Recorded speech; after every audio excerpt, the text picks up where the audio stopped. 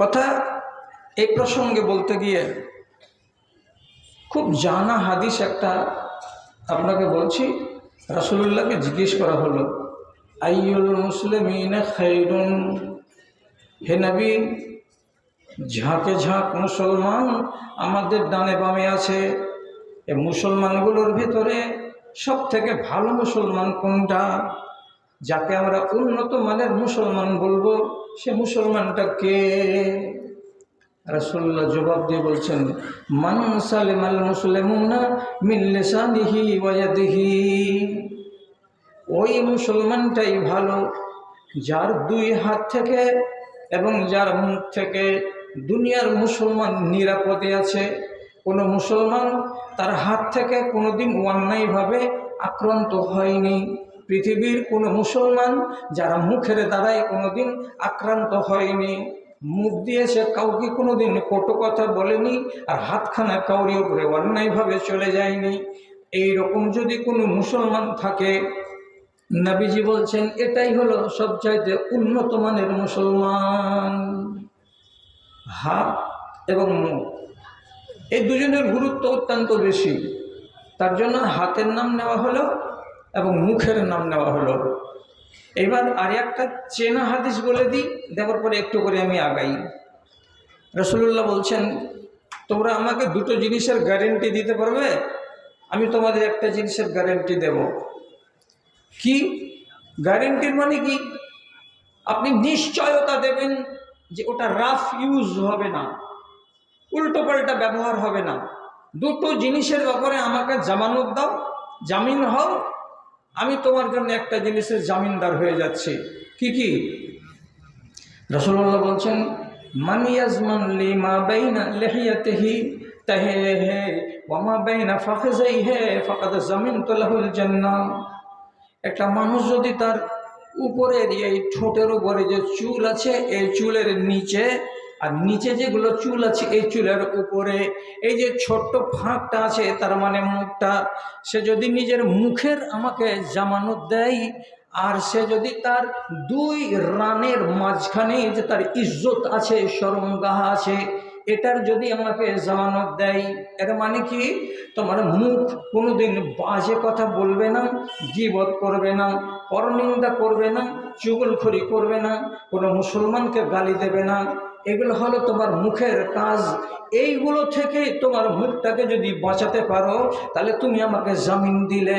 এবং তোমার শরমগাহ, বেটা ছেলে হও কিংবা মেয়ে ছেলে হও, এই শরমগাহকে হালাল জায়গা ব্যতীত হারাম জায়গায় তুমি ব্যবহার করবে না। কোনো দিন জীবনে তোমার দ্বারাই এবং কোনো রমণীর দ্বারাই তার শরমগাহ অন্যায়ভাবে ব্যবহার হবে না। এর যদি জামানত দিতে পারো তোমরা, তাহলে আমি নবী তোমাদেরকে জান্নাতের জামিন দিয়ে দিচ্ছি, তুমি হবে জান্নাতের পাওনাদার। তাহলে আপনি খেয়াল করবেন কথাটাকে, কি জান্নাতকে রব্বুল আলামিন যুক্ত করে রেখেছেন আপনার দুই ঠোঁটের সঙ্গে, এবং জান্নাতকে রব্বুল আলামিন যুক্ত করে রেখেছেন কার সঙ্গে? আপনার ইজ্জত এবং আবরুর সঙ্গে। আবরু ঠিক, জান্নাত ঠিক। আবরু বরবাদ, জান্নাত বরবাদ। মুখ ঠিক, আপনার জান্নাত ঠিক। মুখ বরবাদ, আপনার জান্নাত বরবাদ। কষ্ট হচ্ছে মানতে যদি? তাহলে আল্লাহ তাআলা তো একটা পারাতে তিনটা চারটা কথা পর পর বলছেন। আদাফলাহুল মুমিনুন, ওই মুমিনিনগুলো কল্যাণ পেয়ে গেছে। কোন মুমিনিনগুলো? আল্লাহ তাআলা বলছেন, আল্লাযীনা হুম ফি সালাতিহিম খাশিউন, যারা মন দিয়ে নামাজ আদায় করে। বলতে বলতে বলতে বলতে রব্বুল আলামিন বলছেন, ওয়াল্লাযীনা হুম লিফুরুজিহিম হাফিজুন, এবং ওই লোকগুলোই, ওই নারীরাই, ওই নরগুলোই মুমিন হয়ে গেছে, কামিয়াব হয়ে গেছে, কল্যাণ পেয়ে গেছে, যারা নিজেদের আবরুকে, যারা নিজেদের লজ্জাস্থানকে হেফাজত করে, অন্যায়ভাবে ব্যবহার করে না, অন্যায়ভাবে তার কোনো জায়গায় তাকে কাজে লাগিয়ে দেয় না, এমন মুসলমানগুলো তারা কল্যাণ পেয়েছে। কল্যাণ পাওয়া মানে কি? একদম যেটা মঞ্জিল আমার শেষ, সেটাকে আমি হাতের নাগালে পেয়ে গেছি। তো হাতের নাগালে জান্নাতকে পাওয়া, তো জান্নাতকে রব্বুল আলামিনও যুক্ত করছেন কার সঙ্গে? তা আপনার ইজ্জতের সঙ্গে। তাহলে সোজা সোজা তর্জমা দাঁড়ালো কি, ইজ্জতটা ঠিক আছে, ঠিক রেখেছেন? বলছে হ্যাঁ রেখেছি। তাহলে আপনার জান্নাত ঠিকঠাক আছে। ইজ্জত ঠিক নেই? বলছে না নেই। তাহলে পরে আপনার জান্নাতটা ঠিকঠাক নেই।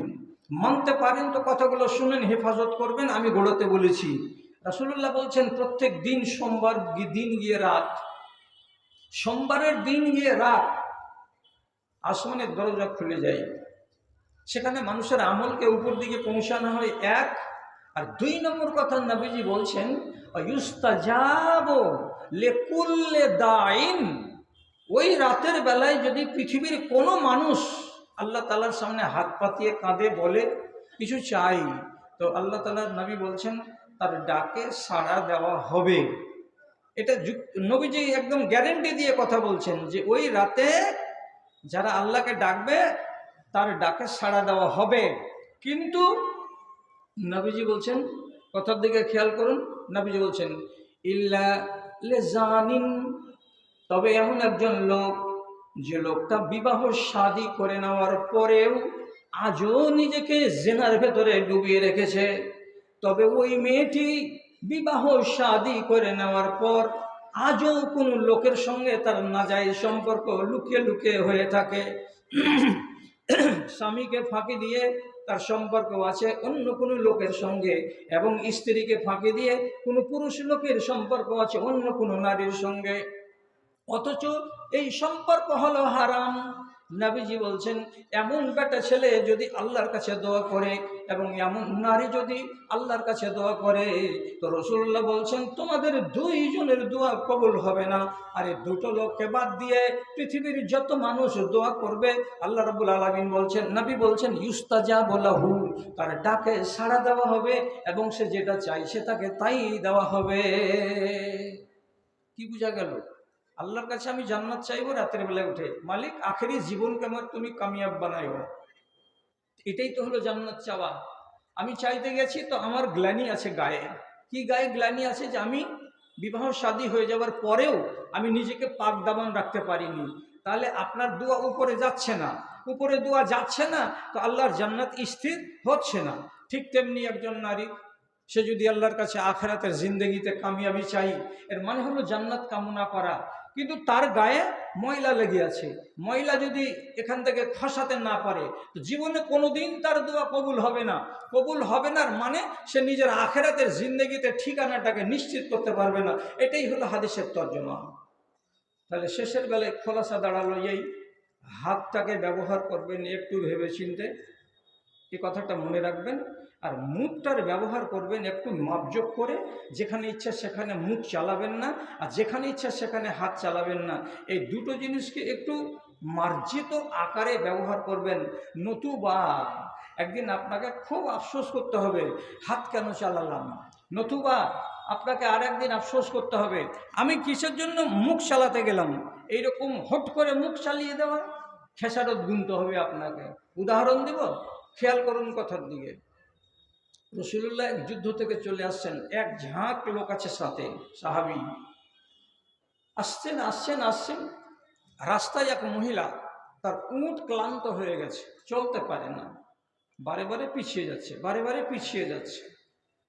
তো দল থেকে যখন পিছিয়ে যাচ্ছে, তখন মগজটা গেছে তার খারাপ হয়ে, আরেকবার মনের রাগে উটের তল পেটে জোর করে এক লাত মেরে দিয়ে আরবি ভাষাতে উটটাকে বলছে হাল ইয়ামাল উনাত, হাল ইয়ামাল উনাত, জোরে জোরে হাঁট এই অভিশপ্ত উট, জোরে জোরে হাঁট এ লানতি উট, কেন ধীরে ধীরে হাঁটছিস?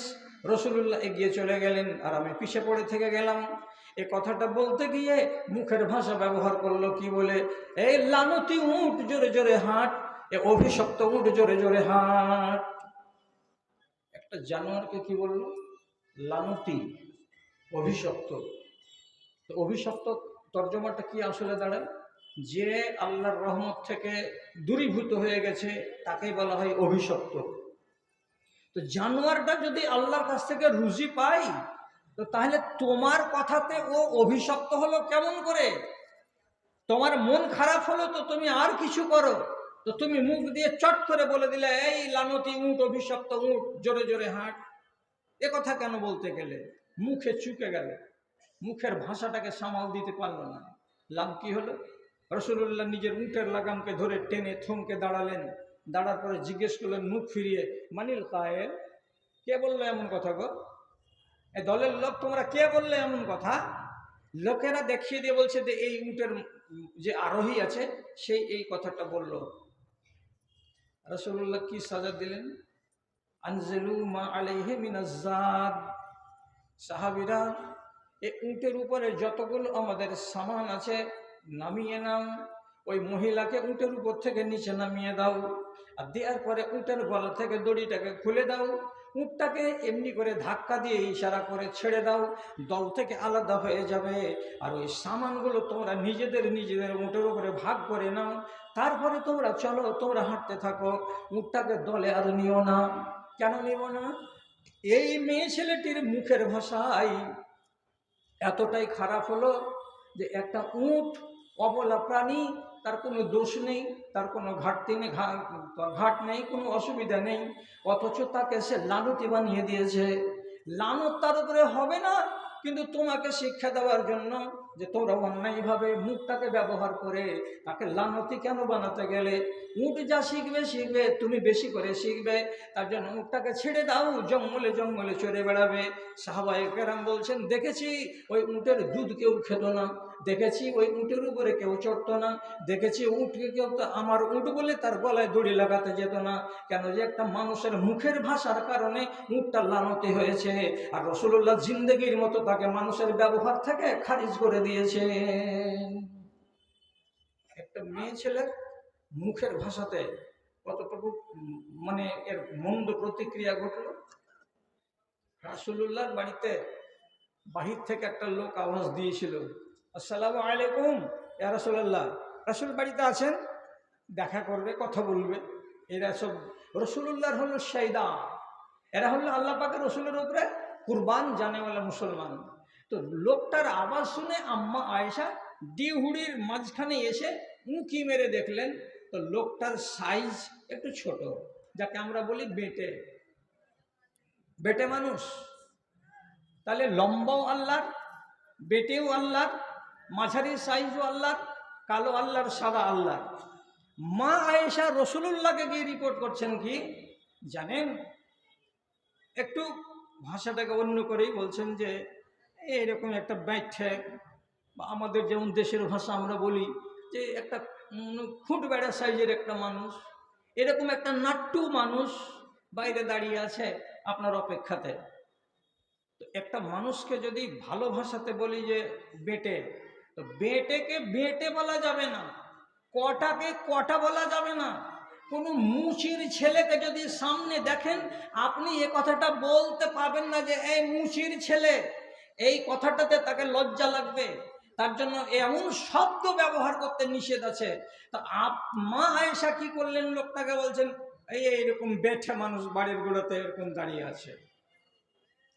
রাসূলুল্লাহ বলছেন, তোমার মুখ দিয়ে যে কথাটা বের হলো, তো কি হবে এতে? লাকাদ মাজাজতা বিকালিমাতিন, তোমার মুখ থেকে এমন একটা শব্দ বেরোলো, এই শব্দটাকে যদি ধরতে পারতাম আমি হাতে, আর এটাকে যদি কোনো পুকুরে ফেলে দিতাম, কোনো ঝিলে ফেলে দিতাম, নদীতে ফেলে দিতাম, তাহলে আয়েশারে এই কথাটা আল্লাহ রাব্বুল আলামিনকে এত না পছন্দ হয়েছে যে তোমার এই শব্দটাকে যদি নদীতে ফেলে দিতাম, পুকুরে ফেলে দিতাম, ঝিলে ফেলে দিতাম, তো তার পানিগুলো সমস্ত দুর্গন্ধযুক্ত হয়ে যেত, মানুষের ব্যবহারের যোগ্য রইত না। ভেবে চিন্তে কথা বলো। কাউরি সম্বন্ধে কোনো কথা বলতে যাবে তো একটু ভাববে না, আর না ভেবেই এইভাবে উলট পালট করে দিবে, তো পরিণামটা কি দাঁড়াতে পারে এটা কি তোমার চিন্তাতে আসে না? এর উদাহরণ আমাদের সমাজে অনেক। আমি সমাজের উদাহরণ দিয়ে আপনাদের কাছে খারাপ হব না। যাক, যেখানে যেটা হচ্ছে মূল হাদিস থেকে সে জ্ঞান যদি নেওয়ার থাকে তো আলহামদুলিল্লাহ সে জ্ঞান পেয়ে যাবে। কোনো মানুষকে কটাক্ষ করা, কোনো মানুষকে গাল দেওয়া, কোনো মানুষের আইব বের করা, কোনো মানুষকে সামনাসামনি অভদ্র ভাষায় আক্রমণ করা, এগুলো কতটা মারাত্মক জিনিস, এগুলো থেকেই শিখতে হবে। আপনি বলুন, আপনি যদি মালিক হন, কোটিপতি, আর আপনার গায়ে যদি 5,000 টাকা দামের শাল থাকে, তো কোনোদিন এটা হবে কি যে আপনার চাদরে আপনার চাকরের গায়েও আপনি 5,000 টাকার শাল দিবেন? এটা হয়? আপনার গায়ে যদি কি থাকে 1,000 টাকা মিটারের জামা থাকে, তো আপনি কি এরকম করবেন যে আপনার বাড়ির যেটা চাকর তাকেও আপনি 1,000 টাকা মিটারের পায়জামা পাঞ্জাবি করে দিবেন? চাকর চাকরের মর্যাদাই থাকবে, মনিব মনিবের মর্যাদাই থাকবে। অথচ ব্যতিক্রম ঘটেছে, একদম সেটা সহিহ হাদিসে আলোচনা হয়েছে। হযরত আবু যর রাদিয়াল্লাহু তাআলা আনহু একদিন বাড়ি থেকে বেরিয়ে আসছেন, তা হাদিস কি বলছে? আলাইহি হুল্লাতুন ওয়া আলা গুলামিহি হুল্লাতুন। আবু যরের গায়ে একটা বড় আলখাল্লা চাপানো আছে, জুব্বা চাপানো আছে, খুব দামি কাপড়ের জুব্বা, এবং তার পেছনে পেছনে তার একটা ছোট্ট চাকর আছে, তার গায়েও একটা ওই কাপড়ে ওই দামের এই জুব্বা চাপানো আছে। দেখে দূরে থেকে মনে হচ্ছে এটা বাপ এবং এটা বেটা, না হলে একই মানের, একই মূল্যের, একই ডিজাইনের কাপড় মনিবের গায়ে কেন আর চাকরের গায়ে কেন? দূরে থেকে যারা চেনে না, যারা জানে না, তারা মনে মনে বলবে এরা বাপ বেটা, কিন্তু আসলে এরা বাপ বেটা নয়, একটা হলো মালিক আর একটা হলো চাকর। লোকেরা দেখেই প্রশ্ন করছে, কি ব্যাপার, আপনার গায়ে যে চাদর, এই আপনার চাকরের গায়ে ওই চাদর, একই রকমের চাদর চাপানোর মানেটা কি? কি ব্যাপার, কি হয়েছে? আবু যর জবাব দিয়ে বলছেন, আমি একটা ভুল করেছিলাম। কি ভুল? আইয়াতুহু বিউম্মিহি, এই ছেলেটাকে আমি খুঁজছিলাম কাজের জন্য একদিন, ঠিক সেই সময় আমার চোখের সামনে ছিল না। কিছুক্ষণ পর যখন ছেলেটা সামনে এলো, তখন আমি ওকে একটু রাগ করে বললাম, আইনা কুনতা ইয়াবনা সৌদা, এই কালি কালোটি বেটি ছেলের বেটা, এ কালিয়া মেয়ে ছেলের পেটের বাচ্চা কালা, তোর মাও কালো তুইও কালো, কালো বেটি ছেলেটার পেট থেকে পয়দা হওয়া এ কালোর বেটা, কোথায় ছিলি এতক্ষণ? তোকে কেন খুঁজে পাওয়া যাচ্ছিল না? আমি কালো, আমাকে বলো যে কালো, সেটা তো বলা যাবে না তবুও, কিন্তু তুমি আমাকে না বলে আমার মাকে টেনে এনে এ কালোর পেটের কালো, এটা কেন বললে? আমার মা কি দোষ করেছিল? কথাটা শিকায়ত হয়ে গেল নবীজির কাছে। রাসূলুল্লাহ সাথে সাথে আবু যরকে ডেকে বলেন, আবু যর, আইয়ার তাহু বিউম্মিহি, তুমি কি এই ছেলেটাকে লজ্জা দিয়েছো তার মাকে টেনে? আবু যর আর উত্তর কিছু না দিতে পেরে সোজা ভাষায় বলছেন, জি, আমি কিন্তু অপমান করেছি, এই ছেলেটাকে ওর মাকে টেনে কথা বলেছি বলে ওর মাকেও বলেছি কালো, আর কালোর পেটে তুই ছেলে তুইও কালো, এ কথাটা আমি বলেছি, ঠিক কথা।